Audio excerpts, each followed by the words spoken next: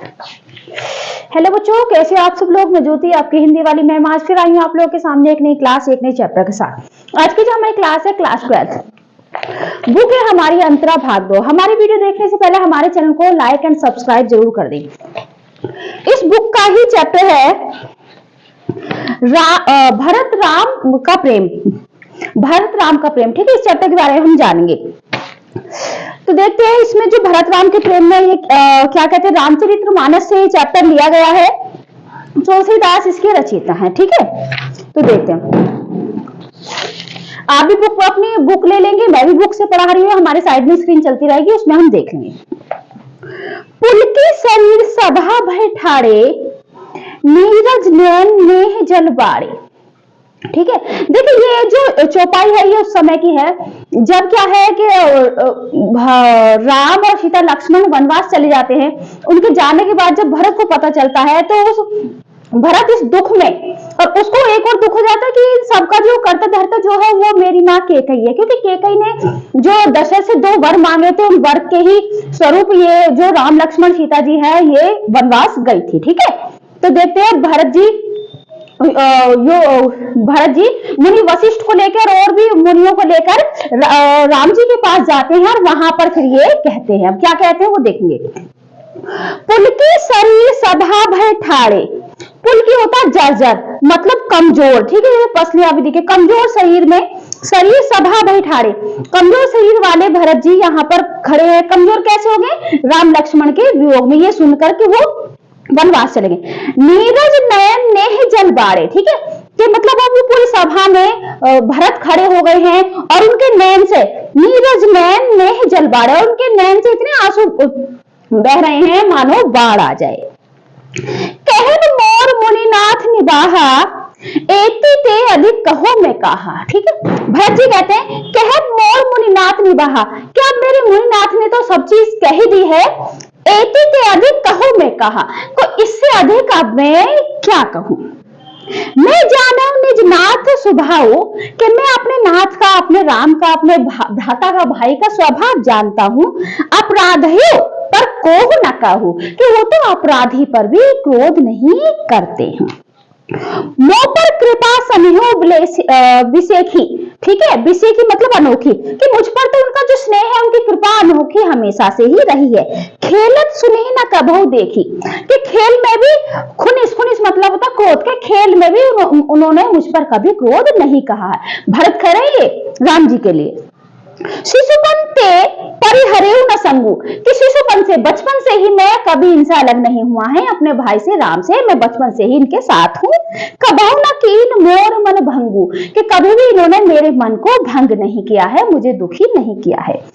मैं प्रभु कृपा रीति जिया जा हुई, कि मैं अपने प्रभु की, अपने राम की सारी रीति जानता हूँ। हारे खेल जितावे मोही, कि मैं अगर खेल में हार भी रहा था तो मुझे ये जिता देते थे। ठीक है, तो ये हमारी चौपाइयां हो गई है। ठीक, जो 4 लाइन हो या उससे अधिक हो तो चौपाइयां में आएंगे, या जो 2 लाइन हो तो दोहा सोठा में आएंगे। ठीक है, ये चीजें आप ध्यान रखेंगे। अब 2 लाइनों का दोहा है, चौपाई के बारे में हमने जान लिया। अब 2 लाइन को दोहे में, मोह स्नेह संकोच व सम्मुख कहीं ना बैन, के मुझे स्नेह संकोच, मुझे ये सब कुछ कहने में किसी तरीके का संकोच नहीं है। दर्शन तृप्ति नाजू लगी प्रेम पियासे नैन, कि मेरे जब तक मैं अपने प्रिय के, अपने राम जी के दर्शन ना कर लूं तब तक मेरे नैनों की जो प्यास है वो नहीं बुझती है। ठीक है, मोह स्नेह संकोच व सम्मुख कहीं ना बेन, कि मुझे ये सब कहने में, सभी के सम्मुख ये सब कहने में मुझे बिल्कुल भी संकोच नहीं है। दर्शन तृप्ति नाजू, कि जब तक मेरे नैन मेरे राम को नहीं देख लेते हैं, लगे पेट प्यासो नैन, कि जब तक मेरे इन प्यासे नैनों की प्यास नहीं बुझती है। ठीक है, यहाँ पर हमारे एक चौपाई और एक दोहा खत्म होता है। अब देखते हैं हमारा दूसरा चौपाई। विधि न सके सही मोर दुलारा, कि विधि नहीं मानती थी, मतलब विधि को ये मंजूर नहीं था कि मेरा तुम्हारे बीच में इतना प्रेम हो। नीच बिछू बिनु जननी विस्पारा, कि इसलिए हम दोनों के बिछड़ने में इन्होंने मेरी जननी को माध्यम बनाया है, मेरी माँ केकई को माध्यम बनाया है। यही कहत मोहि आज न शोभा, कि मुझे यह कहते हुए आज बिल्कुल भी शोभा नहीं दे रहा है। अपने समुदी साधुओं सुचि को भा, कि मैं अपने को तो साधु कहूं और अपनी माँ को मैं गलत कहूं, या अपनी माँ को मैं बुरा कहूं। मातु मंदी में साहू सुचाली और अस अनंत कोटि कुचाली, कि मातु मंदी में साधु सुचाली, कि मैंने अपनी माँ को इतना बुरा करा है, और अस अनंत कोटि कुचाली, ठीक है, कि मैंने अपनी माँ को इतना बुरा कह के आया हूं कि मेरे मन में अब उनके लिए, मतलब मेरे मन में मैं खुद को ही मुझे बुरा लग रहा है, ठीक है। फरे की कौतब बाली सुसाली, कोदब होता है मोटे चावल, कि जिस तरीके से मोटे चावल से मोटे चावल ही पैदा होंगे। मुक्ता प्रवसना संबुक काली, मुक्ता संबुक काली, और जो काले घेंगे से कभी भी मोती प्राप्त नहीं होता है, काले घेंगे से काला घेंगा ही प्राप्त होगा। बिनु समझे निज अध परिपाकु, सॉरी एक लाइन रहेगी बेटा, सपने हो दोषों को लघु न काहू, कि मैं सपने में भी इस चीज का दोष किसी और को नहीं दे सकता। किस चीज का? कि मैं मेरे जरिए, मतलब मैं माध्यम बना, मेरी केकई माँ ने मेरे लिए ही राम को वनवास भेजा, तो कहता है कि इस चीज में सब मेरा ही दोष है, मैं सपने में भी किसी और को दोष नहीं दे सकता। मोर अभाग उदिति अभागु, कि इसमें मेरा ही अभागा भाग्य इसमें शामिल है, मेरे अभाग्य भाग्य की ही ये सब करनी है। बिनु समझे निज अध परिपाकु जारी जानी जही कही काकू, कि बिनु समझे निज अध परिपाकु, कि मैंने बिना समझे ही ये सारा पाप कर दिया है। कौन सा? क्योंकि अपनी माँ को बहुत कटु वचन बोल के आए थे। जारी जाय जननी कही काकू, कि मुझे बिल्कुल भी अपनी माँ को, अपनी जननी को इतने कटु वचन नहीं बोलने चाहिए थे, मेरे भाग्य की ये सारी करनी है। हृदय हेरी हारे सब ओरा, एक ही भांति भले सब मोरा, कि हृदय हेरी हारे सब, ठीक है, हारे सब ओरा, कि अब इन सब चीज की, अब इन चीज की एक ही माफी है, एक ही भांति भले ही सब मोरा, कब मुझे अब इन सब से निकलने के लिए एकमात्र ही रास्ता दिख रहा है।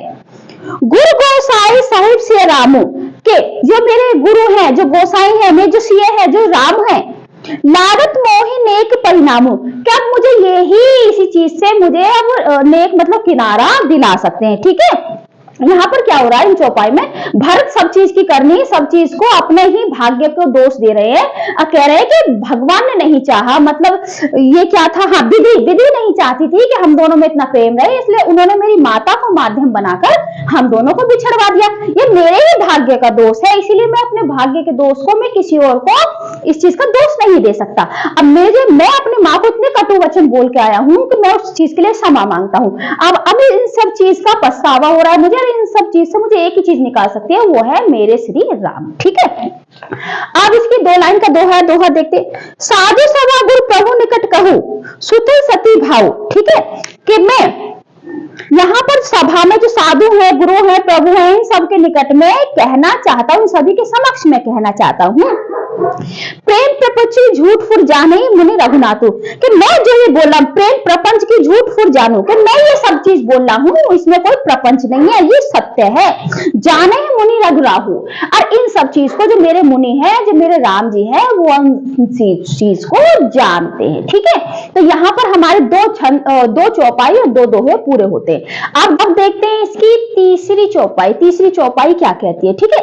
यहाँ पर जो भरत जो है अपने पिता के बारे में बोल रहे हैं, भूपति मरण पेन जनु साखी पनु राखी, ठीक है, कुमति जबु सब साखी, कि भूपति मतलब राजा दशरथ, कि राजा दशरथ मरण प्रेम पनु राखी, कि राजा दशरथ की इस चिंता में मृत्यु हो गई है, किसमें, कि इस दुख में कि राम जी वनवास चले गए।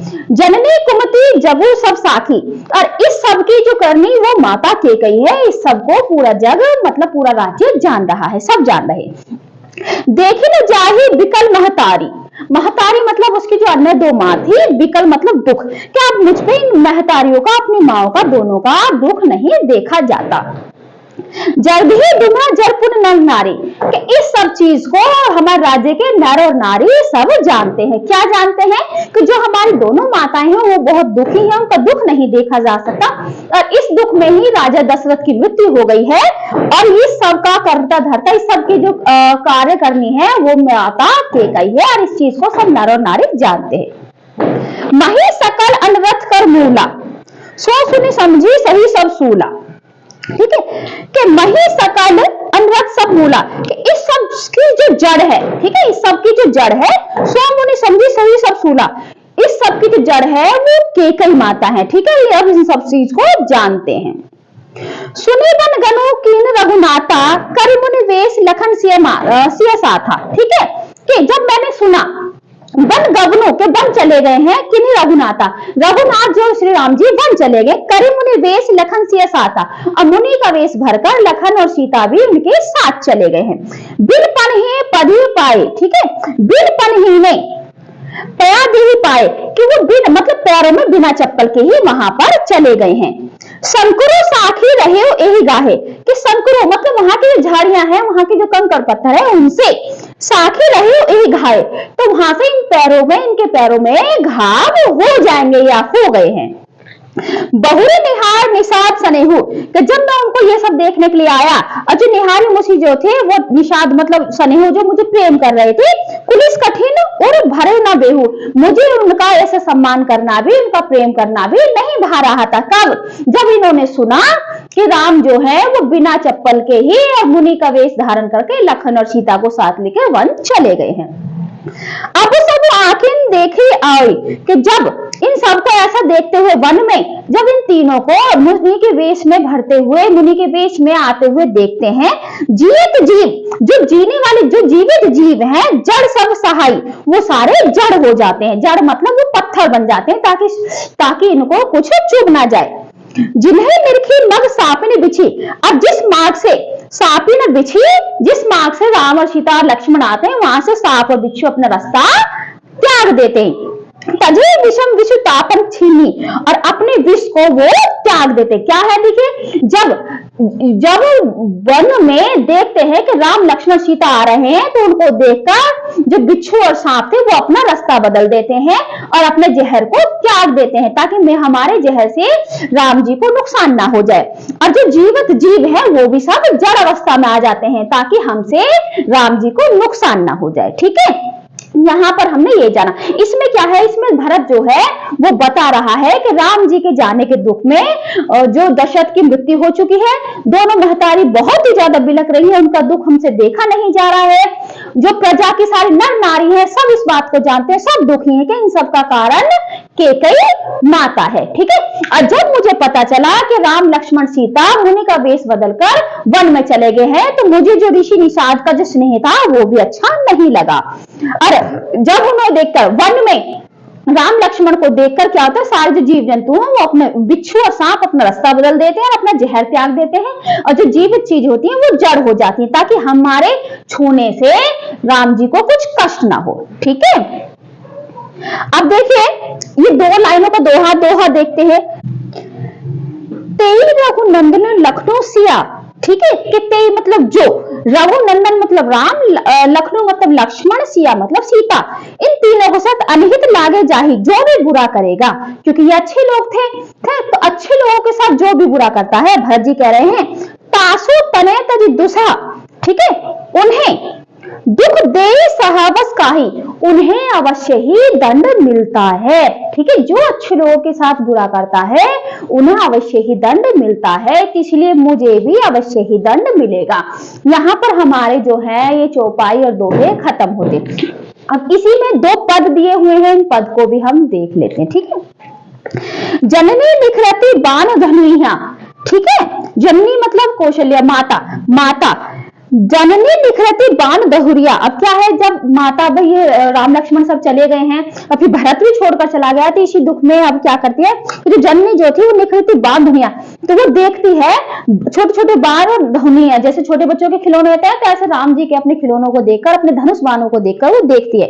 बार बार और नैने लावती, अब बार बार अपने नैनों से उसे लगाती है, किसको, राम जी के छोटे छोटे धनुषों को। प्रभु जी की ललित पन्हिया। अब प्रभु जी की पन्हिया मतलब पैर में चलने वाली छोटी जूतियां, और उनको देख देख कर बार बार अपनी आंखों से लगाती हैं और चूमती हैं। कहूं प्रथम जो जाई जगावती, कहीं प्रिय वचन सवारे, और कभी कभी तो मतलब भ्रम में उन्हें जगाने भी चली जाती हैं, सुबह सुबह प्रिय वचन सवारे और प्यार से बोलती हैं। उठो तात के उठो बेटा, बल मातो बदन पर। ठीक है, और उन्हें सहलाते हुए, अनुज सखा सब द्वारे, के तुम्हारे अनुज मतलब छोटे भाई बहन और तुम्हारे सखा सब तुम्हारे इंतजार में द्वार पर खड़े हैं। कबो कहती हो कभी ऐसे कहती है, बड़ी बार भई जाओ भूख पे है भैया, कि बहुत ही देर हो गई है, अब तुम्हारे भैया तुम्हें बुला रहे हैं, अपना आओ और अपना मनपसंद खाना खाओ। बंधु बोली जो यो भावे गई निछावरी मैया, कि बंधु बोली जो भावे, कि खाने में तुम्हें जो भी अच्छा लगता हो उसे आप खाइए। ठीक है, कभी कभी क्या होता है कि जो माता जो होती हैं वो भ्रम में अपने पुत्र के दुख में जो राम जी के छोटे छोटे पन्नियां, जूतियां, धनुष बाण को निखारती हैं, देखती हैं, कभी माथे से लगाती है, कभी चूमती हैं, कभी आंखों से लगाती हैं, कभी सुबह सुबह उन्हें जगाने चले जाती हैं, हाथ फेरती हैं कि उठो तात, मतलब उठो पुत्र, तुम्हारे भाई और बहन सब तुम्हारे द्वार पर तुम्हें देखने के लिए खड़े हैं, उनके साथ खेलो, अपना मनपसंद भोजन बनवाइए और खाइए। ठीक है, कबो समझी वन गमन राम को रही चकित चित्र लिखी सी। और जब वो समझती हैं, जब उनको एकदम भ्रम उनका टूटता है कि राम जी यहाँ नहीं है, वो तो वन चले गए, तो रही चकित चित्र लिखी सी, तो वो चित्र की तरह मतलब निशब्द स्तब्ध सी, बिल्कुल शांत सी लगती हैं। तुलसीदास वह समय कहते लागती पृथ्वी सिकी सी। और वो तुलसीदास कहते कि उस समय को अपने पुत्र के, जब उनके पुत्र उसके पास था, तो उन समय को याद कर कर वो रोने लगती हैं। कौन? राम जी की माँ। ठीक है, राम जी के वियोग में क्या कर रही है, उनकी जो चीजें हैं उनको देख देख के रो रही हैं, देख रही हैं, भ्रम में है कि पुत्र तो नहीं है, उठो पुत्र। अब बाद में जब उन्हें पता चलता है कि पुत्र यहाँ नहीं है, तो वो चित्र लिखी सी, मतलब एक चित्र की तरह ही फिर हो जाती है। अब दूसरे पद में देखते हैं हम, दूसरे पद में क्या कहते हैं, राधो एक बार फिर आवो, कि हे राम जी, रोकर कह रही कि हे राम जी एक बार फिर लौट आओ। एक बार बाजी बिलोकी आपने बहुरो बन ही सिधावो। ठीक है, कि एक बार बाजी बिलोकी मतलब कि मेरे लिए नहीं, तो तुम्हारे जो ये घोड़े हैं प्रिय, इनके लिए तो एक बार लौट आओ।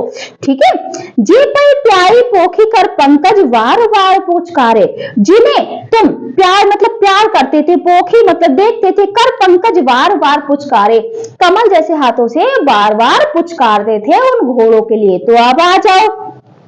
जो जीव ही मेरे लाड लाडले ते अब निपट विसारे, कि ये जो घोड़े हैं ये कह रहे हैं कि हम क्यों जीवे हैं, कि हम क्यों जिए, मेरे लाड लाडले ते अब निपट विसारे, के विसारे मतलब तुम्हारे दुख में, तुम्हारे वियोग में अब ये घोड़े भी ये बहुत ही कमजोर हो गए हैं, और कह रहे हैं जब हमारे राम जी हमारे प्रिय यहाँ नहीं है तो हम क्यों जिए। भरत सोगुनी सार करत है, अति प्रिय जाने तिहारे, भरत इन्हें 100 गुना प्यार करता है, अति प्रिय जाने तुम्हारे, कि ये तुम्हारे बहुत प्रिय हैं। कौन? घोड़े, इसलिए तुम्हारे बहुत प्रिय हैं, इसलिए भरत भी इन्हें 100 गुना प्यार करता है। तदपि दिन ही दिन होत झावरे, फिर तदपि मतलब फिर भी, दिन ही दिन होत झावरे, ये दिन पे दिन झावरे मतलब कमजोर होते जा रहे। मनहु कमल हिम मारे, मनहु मतलब जैसे, कमल हिम मारे, कमल जो है हिम मतलब बर्फ पारे, मतलब बर्फ के पानी से, मतलब ओस से जिस तरीके से कमल मर जाते हैं, उसी तरीके से दिन पे दिन झावरे मतलब कमजोर होते जा रहे हैं। सुनहो पथिक जो राम मिले ही बन कहियो मात संदेशो, कि सुनहो पथिक, पथिक मतलब रास्ते जाने वाले, कि सुनो पथिक जो तुम्हें वन में राम मिलो तो इन माता का, एक माता का संदेश उन्हें दे देना। तुलसी मोही और सभिन ते इनको बड़ो अंदेशो, कि ठीक है तुलसीदास को भी और मुझे भी, इन सबको भी तुम्हारी बहुत चाह है, तुम्हारे वियोग में हम बहुत दुखी हैं, हमसे आकर एक बार तो मिलो।